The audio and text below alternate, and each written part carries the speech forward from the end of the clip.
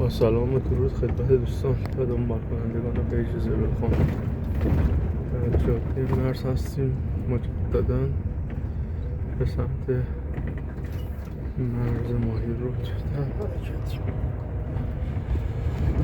یه روز بارونی خیلی خوب، فوق‌العاده.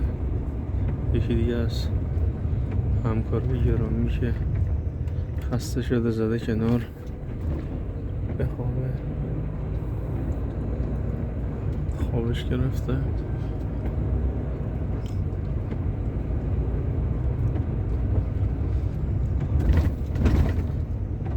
بارون تقریبا شدیده،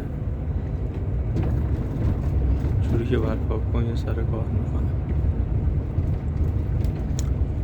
براتون از ویو اطرافم میگیرم.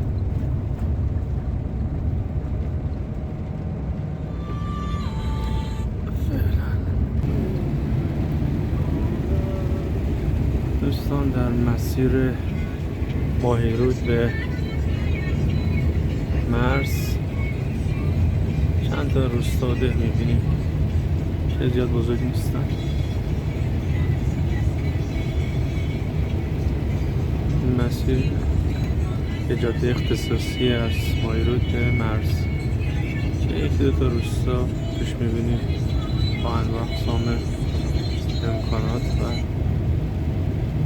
ساختن که بیشتر شبیه چند تا ساختمان کوچیک و آبادی.